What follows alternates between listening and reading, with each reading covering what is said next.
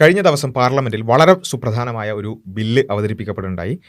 Transgender പ്രൊട്ടക്ഷനുമായി ബന്ധപ്പെട്ടുകൊണ്ടുള്ള 2019 നിയമം അതിൻ്റെ ഭേദഗതി അമെൻമെൻറ്റ് ബില്ലാണ് അവതരിപ്പിക്കപ്പെട്ടത്.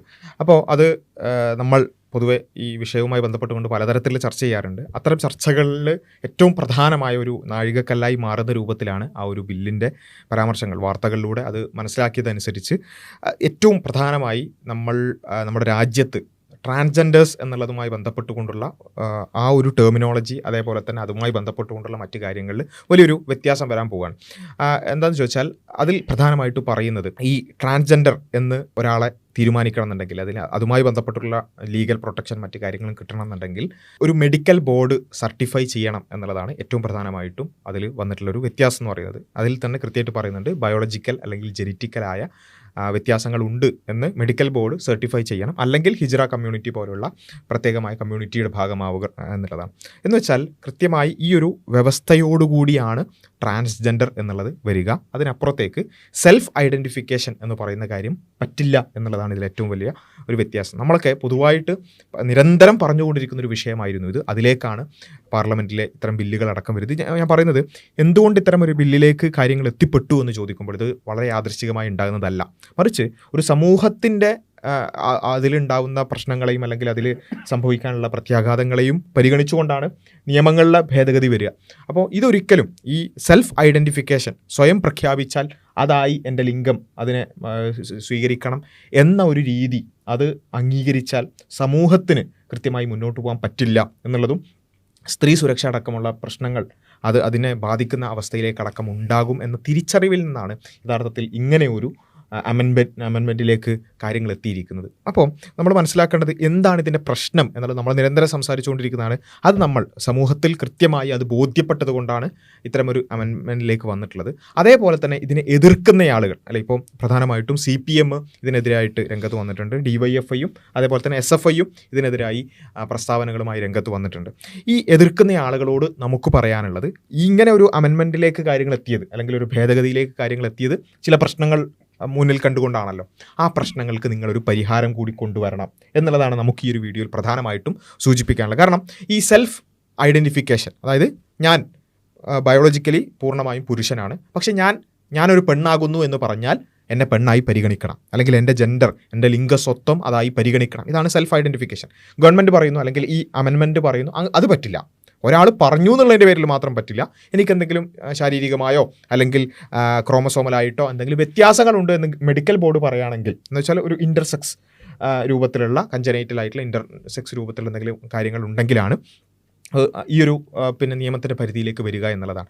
അപ്പോൾ ഇത് എന്തുകൊണ്ട് എന്നുള്ളത് ചോദിക്കുമ്പോഴാണ്, ഞാനൊരു പെണ്ണാണെന്ന് ഞാൻ പറഞ്ഞാൽ അത് എന്നെ മാത്രം ബാധിക്കുന്നൊരു വിഷയമല്ല, എന്നിൽ ഒതുങ്ങുന്ന ഒരു കാര്യമല്ല, അത് എൻ്റെ റൂമിൽ മാത്രം ഒതുങ്ങുന്ന ഒരു കാര്യമല്ല. ഞാനൊരു പെണ്ണാണെന്ന് പറഞ്ഞ് എന്നെ പെണ്ണായി അംഗീകരിച്ചാൽ എൻ്റെ സമൂഹത്തിൽ എന്നെ പെണ്ണായി അംഗീകരിക്കണം. പെണ്ണായി അംഗീകരിച്ചാൽ എന്ത് സംഭവിക്കും? സ്ത്രീകളുടെ ഇടങ്ങളിലേക്ക് എനിക്ക് കയറി ചെല്ലാൻ സാധിക്കും. പുരുഷന്മാർക്ക് കയറി ചെല്ലാൻ സാധിക്കാത്ത ഇടങ്ങളിലേക്ക് എനിക്ക് കയറി ചെല്ലാൻ സാധിക്കും. അങ്ങനെ കയറി ചെന്നാൽ എന്താണ് സംഭവിക്കുക? നമ്മുടെ സമൂഹത്തിൻ്റെ സ്ത്രീ സുരക്ഷയുമായി ബന്ധപ്പെട്ടുകൊണ്ട് നമ്മൾ കെട്ടിപ്പടുത്ത എല്ലാം തകർന്നടിയും. ഇത് നമ്മൾ വെറുതെ ഹൈപ്പോത്തറ്റിക്കലായിട്ട് പറയുന്നതല്ല, ഇത് പ്രാക്ടിക്കലായി സംഭവിച്ച കാര്യമാണ്. യൂറോപ്യൻ രാജ്യങ്ങളിലൊക്കെ സ്ത്രീ സുരക്ഷയെ അത് ബാധിക്കുന്നതും എല്ലാ മേഖലയിലും സ്ത്രീകൾ അത് ഉപദ്രവിക്കുന്ന അവസ്ഥയിലേക്ക് എത്തുന്നതും നമ്മൾ കണ്ടതാണ്. ഈവൻ 2 സ്ത്രീകളെ റേപ്പ് ചെയ്തൊരു റേപ്പിസ്റ്റായ വ്യക്തി കോടതിയിൽ വന്നപ്പോൾ ഞാൻ പെണ്ണാണെന്ന് പറഞ്ഞ് സ്ത്രീകളുടെ സെല്ലിലേക്ക് അയക്കേണ്ടി വരുന്ന അവസ്ഥ വരെ അവിടെ ഉണ്ടായതൊക്കെ നമ്മൾ കണ്ടിട്ടുണ്ട്.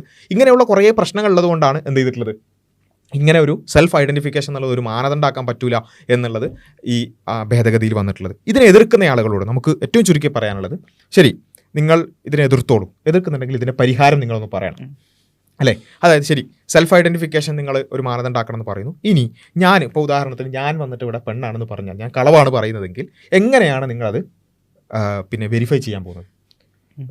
വെരിഫൈ ചെയ്യാനുള്ള മെഡിക്കൽ ബോർഡോ മറ്റ് കാര്യങ്ങളൊന്നും നോക്കാൻ പാടില്ല. ഒരാൾ പറഞ്ഞത് എടുക്കണം എന്നാണെങ്കിൽ ഞാൻ കളവ് പറഞ്ഞു, കള്ള നാണയങ്ങൾ എങ്ങനെ തിരിച്ചറിയും? ഒരാൾക്ക് കളവും പറയാലോ, അല്ലേ? ഒരാൾക്ക് എനിക്കങ്ങനെ തോന്നുന്നു എന്ന് പറഞ്ഞ് എനിക്കങ്ങനെ തോന്നുന്നില്ല എന്ന് പറയാനൊരു വഴിയില്ലല്ലോ. അപ്പോൾ അത് മനസ്സിലാക്കാൻ, കാരണം ഈ പ്രശ്നങ്ങൾ അത് മനസ്സിലാക്കാൻ വഴിയില്ലെങ്കിൽ ഈ പ്രശ്നങ്ങളൊക്കെ ഉണ്ടാവും, സമൂഹത്തിൽ പ്രശ്നം ഉണ്ടാവും, സ്ത്രീ സുരക്ഷയെ ബാധിക്കും. അത് ഇല്ലാതിരിക്കാൻ ഈ പറഞ്ഞ എതിർക്കുന്ന ആളുകൾ CPM ഇപ്പോൾ എന്തായാലും ഒരു ഇലക്ഷനൊക്കെ ആണല്ലോ, ഒരു ലിംഗോമീറ്റർ ഒന്ന് ഇൻട്രൊഡ്യൂസ് ചെയ്താൽ നന്നാവും. ഈ എങ്ങനെയാണ് ഇത് ശരിയാണോ തെറ്റാണോ എന്നൊക്കെ ഒരു അളക്കാനുള്ളൊരു മീറ്ററോ അങ്ങനെ എന്തെങ്കിലും നിങ്ങൾ അവതരിപ്പിച്ചാൽ നമുക്ക് പ്രശ്നമില്ല. അതല്ലെങ്കിൽ വെറുതെ എതിർക്കരുത്. ഒരു പുരോഗമന വിരുദ്ധമാണ് എന്ന പേരിൽ മാത്രം എതിർക്കരുത് എന്നുള്ളതാണ്. ഇതിപ്പോൾ പല വിഷയങ്ങളും ആക്ച്വലി ഇങ്ങനെയാണ്. ഞങ്ങളുടെ പുരോഗമന പ്രസ്ഥാനം എന്ന അർത്ഥത്തിൽ ഞങ്ങൾ പറയേണ്ട നിലപാട് ഇങ്ങനെയാണ്. അല്ലെങ്കിൽ ആധുനിക പാറ്റേൺ നമ്മൾ എതിർത്തിട്ടില്ല എന്നുള്ള നമ്മൾ പുരോഗമനത്തിൽ പിന്നോട്ട് പോകും. അതെ, ആധുനിക നിലപാട് ഇതാണ്. അപ്പോൾ അത് പറയാതിരിക്കാൻ പാടില്ല. അപ്പോൾ എന്തായാലും പറയണം. അപ്പോൾ അതുകൊണ്ട് ഞങ്ങളത് പറയുന്നു. അത് മാറ്റിവെക്കുക. ആരെങ്കിലുമൊക്കെ നിശ്ചയിച്ച ആധുനികതക്കോ അല്ലെങ്കിൽ പുരോഗമന സ്റ്റാൻഡുകൾക്കോ അടിമപ്പെടാതെ യുക്തിപരമായിട്ട് ചിന്തിക്കുക, അല്ലെങ്കിൽ സ്റ്റഡീസും ഡാറ്റയും എടുത്ത് പരിശോധിക്കുക. ഇവിടെ ഇപ്പോൾ സൂചിപ്പിച്ചതുപോലെ തന്നെ ഒരാളുടെ ജെൻഡർ തീരുമാനിക്കേണ്ടത് അയാളുടെ ഐഡൻറ്റിഫിക്കേഷൻ ആണോ? അങ്ങനെ അയാളുടെ ഐഡൻറ്റിഫിക്കേഷൻ ആണെങ്കിൽ ഞാൻ ആരാണെന്ന് ഞാൻ പറയും. അങ്ങനെ ഞാൻ പറഞ്ഞതനുസരിച്ച് എന്നെ സോഷ്യലി ട്രീറ്റ് ചെയ്യണോ? ഓക്കെ, ഞാൻ ആരാണെന്ന് ഞാൻ പറയും. അത് എൻ്റെ മാത്രം വിഷയമാണെങ്കിൽ ഓക്കെ ഫൈൻ. ചില ആൾക്കാർ അങ്ങനെ പറയാൻ കേട്ടോ, who are you to ask my gender? എൻ്റെ ജെൻഡർ ചോദിക്കാൻ നീ ആരാണ്? പിന്നെ നിങ്ങളെങ്ങനെയാണ് കൺസിഡർ ചെയ്യേണ്ടത്? നിങ്ങളെങ്ങനെയാണ് പരിഗണിക്കേണ്ടത്? നിങ്ങളെ പരിഗണിക്കേണ്ടത് എങ്ങനെയാണെന്നതാണ് നിങ്ങൾ ജെൻഡർ കൊണ്ട് ഉദ്ദേശിക്കേണ്ടതെങ്കിൽ, ഈ സൊസൈറ്റിയിൽ നിങ്ങളുടെ റോൾ എന്താണ്, നിങ്ങൾ സൊസൈറ്റിയിൽ എവിടെയാണ് പ്ലേസ്ഡ് ആകുന്നത് എന്നതാണ് ജെൻഡറായിട്ട് ഉദ്ദേശിക്കുന്നതെങ്കിൽ ആ ജെൻഡറിനെ സ്വാഭാവികമായിട്ടും സൊസൈറ്റിക്കും കൂടെ മനസ്സിലാക്കാൻ പറ്റണം, സൊസൈറ്റിക്കും കൂടെ അറിയാൻ പറ്റണം. ഒന്നുകിൽ എന്താ പറയുക, ഇത്തരത്തിൽ നേരത്തെ പറഞ്ഞ തന്നെ വെരിഫിക്കേഷൻ പ്രോസസ് എന്ന അർത്ഥത്തിൽ ഒബ്ജക്റ്റീവായിട്ട് പറയാൻ പറ്റുന്ന മാനദണ്ഡങ്ങൾ വേണം. ഇനി അതല്ല വ്യക്തിപരമായ വെറും സബ്ജക്റ്റീവായിട്ടുള്ള എൻ്റെ ഡിക്ലറേഷൻ മാത്രം എന്ന അർത്ഥത്തിലുള്ള ബേസാണ് അതിനെങ്കിൽ അത് സൊസൈറ്റീൻ്റെ മുന്നിലേക്ക് ഇടുന്ന സമയത്ത് നേരത്തെ പറഞ്ഞ പോലത്തെ അനേകം പ്രശ്നങ്ങൾ, അത് 1, 2, 3 വിഷയങ്ങളല്ല, വളരെ എക്സ്ട്രീംലി റാഡിക്കൽ ഫെമിനിസ്റ്റുകളായിട്ടുള്ള ആളുകൾ പോലും എതിർക്കുന്ന അത്രത്തോളം സ്ത്രീ വിരുദ്ധമായിട്ടുള്ള അവസ്ഥകളിലേക്ക് ഇത് പോകുന്നുണ്ടെന്നുള്ളതാണ്. ഒരുപാട് മാഗസിൻ കവറുകളിലെ വിമൺ ഓഫ് ദി ഇയർ അവാർഡുകൾ നേടുന്നത് ട്രാൻസ് വിമൺസാണ്, അല്ലെങ്കിൽ പുരുഷന്മാരായി ശരീരം കൊണ്ട് പുരുഷന്മാരും എന്നാൽ തങ്ങൾ സ്ത്രീകളാണെന്ന് പറയുന്ന ആളുകളാണ്. അതേപോലെ തന്നെ ഇത്തരത്തിൽ വെയ്റ്റ് ലിഫ്റ്റിംഗ് പോലെ, ബോക്സിങ് പോലെ, അതേപോലെ സ്വിമ്മിങ് പോലെ. സ്വിമ്മിങ് നമ്മൾ ലിയ തോമസും വില്യം തോമസും എപ്പോഴും പറയാറുള്ള ഒരു ഉദാഹരണമാണ്. ഇത്തരത്തിൽ അനേകം മേഖലകളിൽ വേൾഡ് നമ്പർ 1 പോലും സ്ത്രീകൾക്ക് ലഭിക്കേണ്ട പല സ്ഥലങ്ങളിൽ പോലും ഇത്തരത്തിൽ ഈ ടെസ്റ്റോസ്റ്ററോൺ കൂടുതലുള്ള XY ക്രോമസോമുള്ള ശരീരം കൊണ്ട് പുരുഷന്മാരായിട്ടുള്ള ആളുകൾ വന്ന് അത് നേടിയെടുക്കും എന്നുള്ളതിൽ റാഡിക്കൽ ഫെമിനിസ്റ്റുകൾ പോലും, തീവ്ര ഫെമിനിസ്റ്റുകൾ പോലും അസ്വസ്ഥരാകുന്ന വിധമുള്ള സാമൂഹിക പ്രശ്നങ്ങൾ അത് ഉണ്ടാക്കുന്നുണ്ട്. അപ്പോൾ എന്താണ് നിങ്ങളുടെ വാദം? അപ്പോൾ ഇത്തരത്തിൽ ഇങ്ങനൊരു ബില്ലിനെ എതിർക്കുമ്പോൾ, ഇങ്ങനൊരു ബില്ലെന്ന് പറയുമ്പോൾ ആക്ച്വലി ഇവരുടെ കൂടെ അവകാശങ്ങൾ, ഒന്ന് സ്ത്രീകളുടെ അവകാശങ്ങൾ സംരക്ഷിക്കുന്നതാണ്. കാരണം ആർക്കും വന്നിട്ട് തങ്ങൾ സ്ത്രീയാണെന്ന് പറഞ്ഞിട്ട് അവരുടെ അവകാശങ്ങളോ അവരുടെ ഇടങ്ങളോ അവരുടേതായിട്ടുള്ള ഒരു ടെറിട്ടറിയോ കൈയടക്കാൻ പറ്റില്ല എന്നുള്ളൊരു സ്ത്രീപക്ഷമായിട്ടുള്ള നിലപാടാണ്. രണ്ടെന്ന് പറഞ്ഞാൽ ഇൻ്റർസെക്സുകളുടെ അവകാശങ്ങൾ സംരക്ഷിക്കുന്നതാണ്. ഇൻ്റർസെക്സ് എന്ന് പറഞ്ഞപ്പോൾ ശാരീരികമായി തന്നെ സ്ത്രീയോ പുരുഷനോ അല്ലാത്ത രണ്ടുപേരുടെയും അവസ്ഥകൾ കൂടിയോ രണ്ടിലേക്കും മാറ്റിവെക്കാൻ പറ്റാത്തതുമായിട്ടുള്ള ആളുകളെയാണ് ഇൻ്റർസെക്സ് എന്ന് പറയാം. ഇപ്പോൾ XY ക്രോമസോമാണ് പുരുഷൻ, XX ക്രോമസോമാണ് സ്ത്രീ. ചില ആൾക്ക് XXY ക്രോമസോം ഉണ്ടാവും, ചില ആൾക്ക് X ക്രോമസോം മാത്രം ഉണ്ടാവും. ഇപ്പോൾ Y ക്രോമസോം ഉണ്ടെങ്കിൽ അയാൾ പുരുഷനാണ്. X ക്രോമസോം മാത്രം എന്ന് പറഞ്ഞാൽ സ്വാഭാവികമായിട്ടും പുരുഷനായിട്ടില്ല. രണ്ടാമത്തെ X ക്രോമസോം ഇല്ലാത്തത് കൊണ്ട് സ്ത്രീയാണെന്ന് പൂർണ്ണമായിട്ട് പറയാൻ കഴിയില്ല. അവരെ ഒരു വൈകല്യമുള്ള സ്ത്രീ എന്ന അർത്ഥത്തിലാണ് മെഡിക്കൽ ലോകം അല്ലെങ്കിൽ ബയോളജിക്കൽ ലോകം പരിഗണിക്കുക. അതുപോലെ തന്നെ XXY എന്ന് പറഞ്ഞാൽ XX ഉണ്ടെങ്കിൽ സ്ത്രീയാണ്, XY ഉണ്ടെങ്കിൽ പുരുഷനാണ്. അപ്പോൾ XX ഉണ്ട് XY ഉണ്ട്. അവരെ Y ഉള്ളത് കൊണ്ട് ഒരു പുരുഷനായിട്ട് പരിഗണിക്കുകയും എന്നാൽ ഒരു X അധികം ഉള്ളത് കൊണ്ട് ഒരു സ്ത്രൈണതയുള്ള ഒരു പുരുഷനായിട്ട് പരിഗണിക്കുകയാണ് ചെയ്യുക. പക്ഷേ അവിടെ എന്തുണ്ട്? ക്രോമസോമൽ അനോമലീസ് ഉണ്ട്. ടേണേഴ്സ് സിൻഡ്രോം അല്ലെങ്കിൽ ക്ലിൻഫിൽട്ടർ സിൻഡ്രോം എന്നൊക്കെയാണ് അതിനെ പറയാം. ഇത്തരത്തിൽ ഇനി അതല്ലാത്തതായിട്ടുള്ള ശാരീരിക അവയവങ്ങളുമായിട്ട് ബന്ധപ്പെട്ട ഇത്തരത്തിൽ പല രീതിയിൽ സ്ത്രീ പുരുഷൻ എന്ന് പറയുന്ന രണ്ടിലേക്ക് മാറ്റിവെക്കാൻ പറ്റാത്തത്ര ശാരീരികമായ ബയോളജിക്കലായ ജനറ്റിക്കലായ പ്രയാസങ്ങൾ അനുഭവിക്കുന്ന ആളുകളുണ്ട്. അവർ ഒരുപാട് അവകാശങ്ങൾ ഡിസേർവ് ചെയ്യുന്നുണ്ട്. ഈ അവകാശങ്ങൾ കൂടി എന്ത് ചെയ്യാണ്? ആർക്കും വന്നിട്ട് പറയാം ഞാൻ സ്ത്രീയാണ് അല്ലെങ്കിൽ ഞാൻ പുരുഷനാണെന്ന് പറയാം. ഈ പറച്ചിലൂടെ അവരുടെ അവകാശങ്ങൾ കൂടെ ഇല്ലാതാകപ്പെടുന്നു, അവരുടെ അവകാശം കൂടെ ലംഘിക്കപ്പെടുന്നു എന്നുള്ളതാണ്. അവർക്കൂടെ അവകാശങ്ങൾ ലഭിക്കുന്നതാണ് ഈ ഒരു മൂവ്. വളരെ ശ്ലാഘനീയമായിട്ടുള്ളൊരു മൂവാണ്. അവിടെ നിങ്ങൾ എതിർക്കുന്നുണ്ടെങ്കിൽ എന്താണ് നിങ്ങളുടെ പോയിന്റ്? അല്ലെങ്കിൽ നിങ്ങൾ ആ പോയിന്റ് കൊണ്ട് ഇപ്പോൾ പറഞ്ഞ പ്രശ്നങ്ങൾ ഇല്ലാത്ത വിധം എങ്ങനെയാണ് നിങ്ങൾ സൊസൈറ്റിയെ ഫ്രെയിം ചെയ്യാൻ ഉദ്ദേശിക്കുന്നത്? സാമൂഹികമായിട്ടുള്ള ഒരു അവസ്ഥയെ നിങ്ങൾ എങ്ങനെയാണ് ഡിഫൈൻ ചെയ്യാൻ ശ്രമിക്കുന്നത്? ഇപ്പോൾ പറഞ്ഞ പ്രശ്നങ്ങളില്ലാത്ത വിധം, ഇത്തരത്തിലുള്ള ചൂഷണങ്ങളില്ലാത്ത വിധം, അവകാശ ലംഘനങ്ങളില്ലാത്ത വിധം, ഇത്തരത്തിലുള്ള വർഗ്ഗങ്ങളൊന്നും പീഡിപ്പിക്കപ്പെടാത്ത വിധം എങ്ങനെയാണ് നിങ്ങൾ സോഷ്യൽ ഓർഡറിനെ മുന്നോട്ട് വെക്കാൻ ഉദ്ദേശിക്കുന്നത് എന്നുകൂടി പറയണം. സിംപ്ലി മോഡേൺ, സിംപ്ലി പ്രോഗ്രസീവ് എന്നൊരു ശീർഷകത്തിനുള്ളിൽ വന്നു എന്നതുകൊണ്ടോ അല്ലെങ്കിൽ അങ്ങനെ ആക്കാൻ ശ്രമിച്ചു എന്നുള്ളതുകൊണ്ടോ അല്ലെങ്കിൽ ആരുടെയൊക്കെയോ സ്റ്റാൻഡേർഡ്സ് പിന്തുടർന്നു എന്നുള്ളതുകൊണ്ടോ നിങ്ങളുടെ നിലപാട് ശരിയാവുന്നില്ല എന്നുള്ള കൂടി പ്രത്യേകം ഓർക്കേണ്ട എന്നുള്ളതാണ്. പിന്നെ ഇതിൽ ഇപ്പോൾ നമ്മൾ ജെൻഡർ പൊളിറ്റിക്സുമായിട്ട് ബന്ധപ്പെട്ട് ജെൻഡർ പൊളിറ്റിക്സിൻ്റെ ഏറ്റവും പ്രധാനപ്പെട്ട ഒരു ആശയത്തിലെ പ്രശ്നമാണ് ഇപ്പോൾ ഈ അമെൻമെൻറ്റ് ബില്ലിൽ അവർ അഡ്രസ്സ് ചെയ്യുന്നത്. ഈ സെൽഫ് ഐഡൻറ്റിഫിക്കേഷൻ ഒരു പ്രത്യേക ഒരു മാനദണ്ഡമല്ലല്ലോ, അവർക്ക് ആർക്കും എന്തും തോന്നിയത് പറയാമല്ലോ. പക്ഷേ ഇതിൻ്റെ ഒരു രസം എന്താണെന്ന് വെച്ചാൽ പല ആളുകളും ഇത് ജെൻഡറിൻ്റെ വിഷയത്തിൽ മാത്രമാണ് അപ്ലൈ ചെയ്യാറുള്ളത്. ഇപ്പം നമ്മൾ ഈ കാണുമ്പോൾ ഒക്കെ, പക്ഷേ നമ്മളെ ഐഡൻറ്റിറ്റി എന്ന് പറഞ്ഞാൽ പല രൂപത്തിലുള്ള ഐഡൻറ്റിറ്റി നമുക്കുണ്ട്. അതുകൊണ്ടാണ് ഇപ്പോൾ കുറച്ചും കൂടി വിചിത്രമായ കുറേ ഐഡൻറ്റിറ്റികൾ വരുന്നുണ്ട്. അതിലൊന്ന് ജെൻഡറായിട്ട് ബന്ധപ്പെട്ട് മാത്രമല്ല, ഇപ്പോൾ നമ്മളെ റേസ്, ഒരാൾ കറുത്ത വംശജനായി ജനിച്ചാലും കാണാനൊക്കെ കറുത്ത വംശജൻ്റെ എല്ലാ ക്വാളിറ്റീസ് ഉണ്ടെങ്കിലും പക്ഷേ ഞാൻ വെളുത്ത വംശജനാണെന്ന് പറഞ്ഞാൽ പിന്നെ അതും അംഗീകരിക്കേണ്ടി വരുമോ? ഞാൻ മനുഷ്യനല്ല, ഹോമോസാപ്പിയൻ അല്ല, ഞാൻ വേറൊരു ജീവിയാണെന്ന് പറഞ്ഞാൽ അതും അംഗീകരിക്കേണ്ടി വരും. അങ്ങനത്തെ ഒരു കുറേ കോംപ്ലിക്കേഷൻസ് വരുന്നുണ്ട്.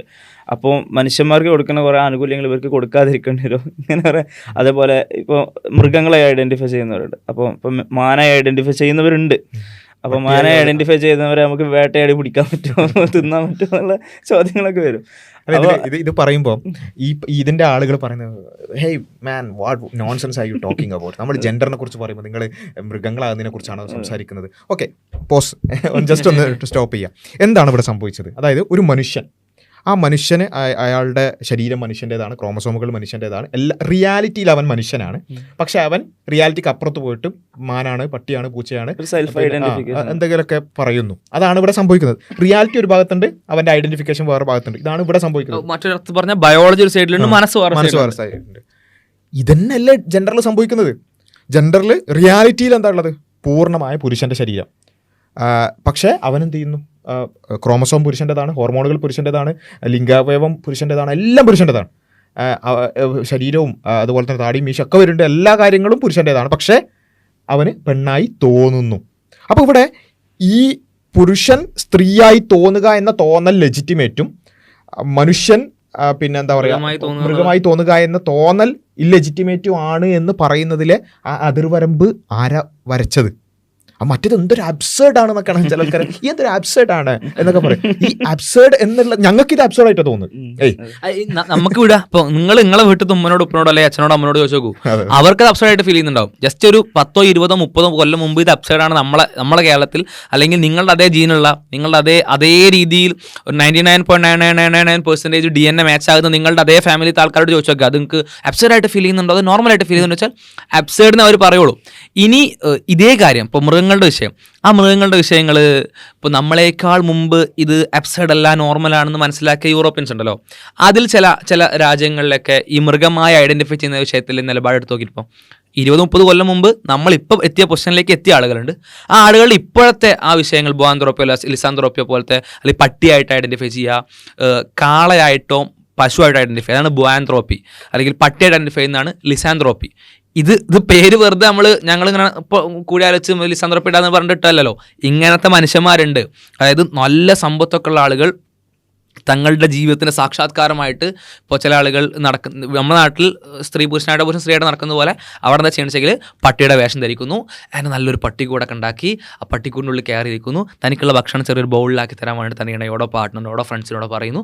അതിങ്ങനെ കഴിച്ചിങ്ങനെ അങ്ങനെ കുറച്ചിങ്ങനെ വളരെ മനോഹരമായ ജീവിതം നയിക്കുന്നു. അവരുടെ ഒരു എൻ്റർടൈൻമെൻറ്റ് എന്നൊക്കെ പറഞ്ഞാൽ കഴുത്തിൽ ചെങ്ങല ഇട്ട് ആ ചെങ്ങല ഫ്രണ്ടിൻ്റെ അടുത്ത് കൊടുക്കും, എന്നിട്ട് റോഡ് സൈഡിലൂടെ അങ്ങനെ നടക്കും. എത്ര മനോഹരമായിട്ട് ജീവിതം. ഇത് ഒരു 20-30 കൊല്ലം കഴിഞ്ഞ് നമ്മളെ മക്കൾ ചോദിക്കും, നിങ്ങൾക്ക് എന്തുകൊണ്ട് എന്നിലെ പട്ടിയെ നിങ്ങൾക്ക് അംഗീകരിക്കാൻ കഴിയുന്നില്ല? നിങ്ങളെന്തൊരു മറ്റേ റിഗ്രസീവാണ്, നിങ്ങളെന്തൊരു അധോഗമനത്തിലേക്കാണ് നിങ്ങൾ പോകുന്നത്. എൻ്റെ ഉള്ളിൽ ഞാൻ പട്ടിയാണ് എന്ന് പറഞ്ഞാൽ നിങ്ങൾ എന്താണ് അയാളോട് പറയുന്ന മറുപടി? എന്തുകൊണ്ട് പറ്റില്ല? ഒരാൾക്ക് ഒരു കംപ്ലീറ്റ്ലി പുരുഷനായിട്ടുള്ള ആൾക്ക് സ്ത്രീയായിട്ട് അനുഭവപ്പെടാനും സ്ത്രീയായിട്ട് ജീവിക്കാനും പറ്റുമെങ്കിൽ എന്തുകൊണ്ട് ഇത് പറ്റൂല? അവിടെ ബയോളജി ഒരിടത്താണ്, മനസ്സൊരിടത്താണ്. നിങ്ങൾ പറയുന്നു മനസ്സാണ് സ്വീകരിക്കേണ്ടത്, ബയോളജിനെ അവോയ്ഡ് ചെയ്യാം. അതേപോലെയാണ്. ബയോളജി ഒരിടത്താണ്, ബയോളജി മനുഷ്യൻ്റെ ഭാഗത്താണ്, മനസ്സ് മൃഗത്തിൻ്റെ ഭാഗത്താണ്, പട്ടിയുടെ ഭാഗത്തോ കാളയുടെ ഭാഗത്തോ ആണ്. അപ്പോൾ നിങ്ങൾ എന്തുകൊണ്ട് കാളയെ അവഗണിക്കുന്നു, അല്ലെങ്കിൽ പട്ടിയെ അവഗണിക്കുന്നു, അല്ലെങ്കിൽ മനസ്സിനെ അവഗണിക്കുന്നു? മറ്റടുത്ത് എന്തുകൊണ്ട് നിങ്ങൾ മനസ്സിനെ സ്വീകരിക്കുന്നു, ബയോളജി അവഗണിക്കുന്നു? ഇവിടെ എന്തുകൊണ്ട് നിങ്ങൾ മനസ്സിനെ അവഗണിക്കുകയും ബയോളജി സ്വീകരിക്കുകയും ചെയ്യുന്നു? എന്തുകൊണ്ട് ഈ ഡബിൾ സ്റ്റാൻഡേർഡ്? സ്വാഭാവികമായിട്ട് വന്ന ചോദ്യമാണ്. തോന്നണം അതിനൊരു റീസൺ ഉണ്ടെന്ന്. കാരണം എപ്പോഴും ഈ ജെൻഡറിനെ നമ്മൾ കൂട്ടിക്കെട്ടുന്ന ഒരു സാധനമുണ്ട്, സെക്ഷുവാലിറ്റി. അത് ജെൻഡറായിട്ട് ബന്ധപ്പെട്ടിട്ടാണല്ലോ കാര്യമായിട്ടാണ്. അപ്പോൾ സെക്ഷുവാലിറ്റിനെ കൂടി ഒരു ലൈസൻസ് ഉണ്ടാക്കണമെങ്കിൽ എന്ത് വേണം? Yes. ജെൻഡറിൽ ഈ തരം ഒരു കൺഫ്യൂഷൻ ഉണ്ടാക്കണം, ഒരു എന്താ പറയുക, ഒരു സ്പെക്ട്രം ഉണ്ടാക്കണം. ജെൻഡറിൽ സ്പെക്ട്രം ഉണ്ടാക്കിയാൽ സ്വാഭാവികമായിട്ടും സെക്ഷുവാലിറ്റിയിൽ നമുക്ക് സ്പെക്ട്രം ഉണ്ടാക്കാന്നുള്ള ആ ഒരു ഇതിൽ നിന്നാണ് ശരിക്കും ഇങ്ങനെ ഒരു ശ്രമം വരുന്നതെന്നുള്ള. പിന്നെ വേറൊരു പ്രശ്നം എന്താ വെച്ചാൽ, ഇപ്പോൾ നമ്മൾ ജെൻഡർ സോഷ്യൽ കൺസ്ട്രക്റ്റ് ആണെന്നാണ് ഈ ജെൻഡർ പൊളിറ്റിക്സിൻ്റെ ആളുകൾ പറയുക. പക്ഷേ ഈ സോഷ്യൽ കൺസ്ട്രക്റ്റ് ആണെന്ന് പറയുമ്പോൾ ഈ ആളുകൾ പലപ്പോഴും ഈ നമ്മുടെ ഫീലിങ്സ് എന്ന് പറയുമ്പോൾ ശരിക്കും സോഷ്യൽ കൺസ്ട്രക്റ്റിന് നേരെ എതിരാണ്. കാരണം ഫീലിങ്സ് പറയുമ്പോൾ നാച്ചുറൽ ആയിട്ടുള്ളൊരു സാധനമാണെന്നുള്ള രൂപത്തിലാണ് അവർ പറയാറുള്ളത്. ഇപ്പം എനിക്ക് പെണ്ണായി തോന്നുന്നു, അത് നാച്ചുറലായിട്ട് എനിക്ക് തോന്നുന്നൊരു സാധനമാണ്. പക്ഷേ ഇത് നാച്ചുറലായി തോന്നുന്ന ഒരു സാധനമാണെങ്കിൽ പിന്നെ എങ്ങനെ അത് സോഷ്യൽ കൺസ്ട്രക്റ്റ് ആവുക? ഇവർക്ക് തന്നെ പലപ്പോഴും ഈ വിഷയത്തിൽ ഒരു വൈരുദ്ധ്യം വരാം. ചോദിച്ചത് സോഷ്യൽ കൺസ്ട്രക്ട് ആണെങ്കിൽ അത് ബയോളജിക്കൽ ആവില്ല. ആ ഒരു വ്യത്യാസം അവർക്ക് ഒരു നിലക്കും അത് എക്സ്പ്ലെയിൻ ചെയ്യാൻ പറ്റാത്തൊരു കാര്യമാണ്. അപ്പൊ ഇതിൽ എക്സ്പ്ലെയിൻ ചെയ്യാൻ മനസ്സിലായിട്ട് അപ്പൊ ഇതിൽ ശരിക്കും ഇത്ര ഉള്ളൂ. ഇതിന്റെ ഒരു അബ്സർഡിറ്റി ഒരു ഭാഗത്ത് ഈ പറഞ്ഞ പോലെ പോവാണെന്നുണ്ടെങ്കിൽ വലിയൊരു വാതിൽ തുറക്കുകയാണ്. ശരിക്കും പറഞ്ഞാൽ ഒരു ഗവൺമെന്റ് പിന്നെ കുറച്ചൊരു റെസ്പോൺസിബിൾ ആയിട്ട് ചിന്തിക്കുകയാണെന്നുണ്ടെങ്കിൽ അവരിതൊക്കെ ആലോചിക്കും. സ്വാഭാവികമായിട്ട് ഇങ്ങനെ ഇത് ഒരു ആണ് കംപ്ലീറ്റ്ലി ബയോളജിക്കലി റിയാലിറ്റിയിൽ ഒരാണായിരിക്കുക പെണ്ണാവാൻ പറയാന്നുണ്ടെങ്കിൽ ഇതിങ്ങനെ പോയിക്കൊണ്ടിരിക്കും എന്നുള്ള ഒരു പ്രശ്നം. അടുത്തൊരു ന്യൂസ് കേട്ടാൽ ഒരാൾ കമ്പിവേലായിട്ട് ഐഡന്റിഫൈ അപ്പൊ അങ്ങനെ പലതും ഉണ്ടാവും. അപ്പൊ അതിന്റെ ഒരു അബ്സർഡിറ്റി ഒരു ഭാഗത്ത് അത് നമുക്ക് പോട്ടെ. ഇനിയിപ്പോൾ ഓരോ വ്യക്തികൾ എന്തെങ്കിലുമൊക്കെ അബ്സർഡായ കാര്യങ്ങൾ ചെയ്യുന്നെങ്കിൽ അതാ പിന്നെയും നമുക്ക് മനസ്സിലാക്കും. പക്ഷേ ഇതിന്റെ ഏറ്റവും ഗൗരവകരമായ തല നിൽക്കുന്നത് ഒരു സൊസൈറ്റിയുടെ ആസ്പെക്റ്റാണ്, പ്രത്യേകിച്ചും സ്ത്രീ സുരക്ഷയുമായി ബന്ധപ്പെട്ടുകൊണ്ടുള്ളതാണ്. അപ്പോൾ അവിടെയാണ് ഈ പറഞ്ഞ പുരുഷന്മാർ ഓൾറെഡി പുരുഷന്മാരെ നിയന്ത്രിച്ച് നിൽക്കുന്നത് സമൂഹത്തിൻ്റെ ചില അതിർവരമ്പുകളിലൂടെ സ്ത്രീകളെ പ്രൊട്ടക്ട് ചെയ്തിട്ടാണ്. പിന്നെ സ്ത്രീകൾക്ക് വേണ്ടതായ റെസ്റ്റ് റൂമുകൾ വേറെ ആക്കുന്നതും ടോയ്ലറ്റുകൾ വേറെ ആക്കുന്നതും അവർക്ക് വേണ്ട റിസർവേഷനുകൾ വേറെ കൊടുക്കുന്നതൊക്കെ സ്ത്രീ സുരക്ഷയെ മുന്നിൽ കണ്ടുകൊണ്ടാണ്. ഒരുപാട് കാലങ്ങൾ കൊണ്ട് നമ്മൾ ഡെവലപ്പ് ചെയ്തിട്ടുള്ള സിസ്റ്റംസാണ് ഇതൊക്കെ കൂടി ഒറ്റയടിക്ക് തകരുകയാണ് ഇതുകൊണ്ട് ചെയ്യുന്നത്. എന്താ, ആ അതിർവരമ്പുകളെല്ലാം ഇല്ലാതാക്കുന്ന രൂപത്തിലേക്ക് എന്ത് ചെയ്യാണ് ഈ പറഞ്ഞ ഏതൊരു പുരുഷനും. ഇപ്പം ഞാൻ ഇന്ന് ഇവർ പറയുന്നത് എന്താ, ഒരു എല്ലാ കാലാകാലത്തേക്കുള്ള മാറ്റമല്ലല്ലോ. ഇന്ന് എനിക്കിപ്പോൾ പെണ്ണായി തോന്നുന്നുണ്ടെങ്കിൽ വൈകുന്നേരം എനിക്ക് ആണായിട്ട് തോന്നാം, ഫ്ലൂയിഡാണ്. അപ്പം അങ്ങനെയുള്ള ഒരു അബ്സേർഡായ ഒരു വാദം അതൊരു ഗവൺമെൻറ്റിൻ്റെ പോളിസി ആയിട്ടൊക്കെ എടുത്താൽ മൊത്തത്തിൽ പണി പാളും എന്നുള്ളതാണ് അതിൽ ഏറ്റവും പ്രധാനമായിട്ടുള്ളത്. അപ്പോൾ അത് തിരിച്ചറിഞ്ഞുകൊണ്ടാണ് ആ സ്ത്രീ സുരക്ഷയുമായി ബന്ധപ്പെട്ടുകൊണ്ടുള്ള കാര്യം പ്രത്യേകിച്ചും തിരിച്ചറിഞ്ഞു. അത് സ്ത്രീകളുടെ അവകാശങ്ങളെ പുരുഷന്മാർ ഗ്രാബ് ചെയ്യുന്നതിലേക്ക്, അവിടേക്ക് പുരുഷന്മാർ ഇടിച്ചു കയറുന്നതിലേക്ക്. നേരത്തെ സ്പോർട്സിൻ്റെ കാര്യമൊക്കെ പറഞ്ഞു. സ്പോർട്സ് പിന്നെ അറ്റ്ലീസ്റ്റ് ആ ഒരു ഡൊമൈനിൽ അത് ഒതുങ്ങി നിൽക്കുന്നു വിചാരിക്കാം. അതിനപ്പുറത്തേക്ക് യൂറോപ്പിൽ നിന്നൊക്കെ കേൾക്കുന്ന വെച്ചാൽ വാഷ്റൂം ഇൻസിഡൻസ്, വാഷ്റൂമിലേക്ക് പുരുഷന്മാരെ അതിക്രമിച്ച് കയറി തടയാൻ പറ്റൂല. കാരണം സ്ത്രീയാണെന്ന് സ്വയം പറഞ്ഞിട്ടുണ്ട്, സെൽഫ് ഐഡന്റിഫൈ ചെയ്തിട്ടുണ്ട്, തടയാൻ പറ്റൂല. കേരളത്തിലൊരു മാളിലൊരു ഒരാള് ഒരു പുരുഷൻ ഇങ്ങനെ സ്ത്രീകളെ ബാത്റൂമിൽ കയറിയപ്പോ ഞാൻ പെണ്ണാണ് ആ നാട്ടുകാരെ അടിക്കണം ചെയ്തത്. അതെ അതെ. അപ്പൊ അതൊരു യാഥാർത്ഥ്യമാണ്. അപ്പോൾ സ്ത്രീ സുരക്ഷയുമായി ബന്ധപ്പെട്ടുകൊണ്ടാണ് ഈ അതിർവരമ്പ് ഉണ്ടായിട്ടുള്ളത്. അത് തകർക്കുന്ന ഒന്നാണ് ഈ സെൽഫ് ഐഡന്റിഫിക്കേഷൻ എന്ന് പറയുന്നത്. അതുകൊണ്ടാണ് ഇതിനെ അമെൻഡ് ചെയ്യേണ്ടി വരുന്നത്. അപ്പം അതുകൊണ്ട് ഈ അമെൻമെന്റിനെ അല്ലെങ്കിൽ ഈ ഒരു വ്യത്യാസത്തെ, ഈ ഭേദഗതിയെ എതിർക്കുന്ന ആളുകൾ ഈ സ്ത്രീ വിരുദ്ധമായ ചിന്താഗതിയിൽ നിന്നും പിന്മാറണം എന്നുള്ളതാണ് നമുക്ക് ഏറ്റവും പ്രധാനമായിട്ട് പറയാനുള്ളത്. സമൂഹത്തെ മുന്നിൽ കണ്ട് നിങ്ങൾ പുരോഗമനം, നിങ്ങൾക്ക് പുറത്തെന്തോ പുരോഗമനമൊക്കെ പറഞ്ഞോളൂ, പക്ഷേ ഇവിടെ സ്ത്രീ സമൂഹത്തെ മൊത്തത്തിൽ അരക്ഷിതാവസ്ഥയിലേക്ക് ആക്കുന്ന ഈ ഒരു വാദത്തിൽ നിന്ന് നിങ്ങൾ പിന്മാറണം. ഇല്ലെങ്കിൽ നേരത്തെ പറഞ്ഞ പോലെ എന്തെങ്കിലും ഒരു പരിഹാരം പറയണം. എങ്ങനെ ഈ പിന്നെ കള്ളനാണയങ്ങളെ തിരിച്ചറിയാൻ പറ്റും, ഒരാൾ കളവ് പറയുന്നതാണോ എന്നെങ്ങനെ തിരിച്ചറിയാൻ പറ്റും, ഐഡൻറ്റിറ്റിയെക്കുറിച്ച് ആർക്കും എന്ത് പറയാൻ പറ്റുമല്ലോ. എനിക്കിപ്പോൾ പിന്നെ പെണ്ണായി തോന്നുന്നു എന്ന് ഞാൻ പറഞ്ഞാൽ എനിക്കാ തോന്നലില്ല എന്ന് നിങ്ങൾക്ക് ആർക്കും ഒരു നിലക്കും പറയാൻ പറ്റില്ല. എനിക്ക് ക്രോമസോം എൻ്റേത് XX ആണെന്ന് പറഞ്ഞാൽ നിങ്ങൾക്ക് എന്ത് ചെയ്യാം, ടെസ്റ്റ് ചെയ്യാൻ പറ്റും. XY ആണോ എന്നൊക്കെ ടെസ്റ്റ് ചെയ്യാൻ പറ്റും. എൻ്റെ ഹോർമോൺ ടെസ്റ്റോസ്റ്ററോണുള്ള ഈസ്ട്രോജൻ ആണെന്ന് പറഞ്ഞാൽ അതും ടെസ്റ്റ് ചെയ്യാൻ പറ്റും. എൻ്റെ അവയവം പറഞ്ഞാൽ അതും നോക്കാൻ പറ്റും. എൻ്റെ പ്രകൃതം പറഞ്ഞാൽ അതും നോക്കാൻ പറ്റും, ഒക്കെ ചെയ്യാൻ പറ്റും. പക്ഷേ എനിക്ക് പെണ്ണായി തോന്നുന്നു എന്ന് പറഞ്ഞാൽ നിങ്ങൾക്കൊന്നും ചെയ്യാൻ പറ്റില്ല. അത് തോന്നുന്നുണ്ടാവുമായിരിക്കും എന്ന് പറയല്ലാതെ വേറെ വഴിയില്ല. അതൊരു മാനദണ്ഡാക്കി വെക്കുക എന്നൊക്കെ ഒരു ഉത്തരവാദിത്തപ്പെട്ട ഒരു രാഷ്ട്രീയ പാർട്ടിയൊക്കെ അതിനുവേണ്ടി വാദിക്കുക എന്നൊക്കെ പറയുന്നത് വളരെ പരിതാപ ഒരു കാര്യമാണ്. അല്ലെങ്കിൽ നിങ്ങൾ എന്തെങ്കിലും നേരത്തെ പറഞ്ഞ പോലെ എന്തെങ്കിലും മീറ്റർ കൊണ്ടുവന്ന് ഇത് വെരിഫൈ ചെയ്യാനുള്ള എന്തെങ്കിലും ഒരു സംവിധാനം കൊണ്ടുവരണം എന്നുള്ളതാണ് നമുക്ക് സൂചിപ്പിക്കാനുള്ളത്. അതുകൊണ്ട് ഈ ഒരു കാര്യത്തെ വളരെ ഗൗരവകരമായി നമ്മുടെ സമൂഹത്തെ ബാധിക്കുന്ന ഒരു വിഷയം എന്ന നിലക്ക് എല്ലാവരും ഇതിനെ ഉൾക്കൊള്ളണം, ഇതിനെക്കുറിച്ച് പഠിക്കണം, കൂടുതൽ പഠനങ്ങൾ നടത്തണം എന്നുള്ളതാണ് സൂചിപ്പിക്കാനുള്ളത്. കൂടുതൽ ഇത്തരം വിഷയങ്ങൾ നമുക്ക് അടുത്ത വീഡിയോകളിൽ ഡിസ്കസ് ചെയ്യാം. അസ്സലാമു അലൈക്കും.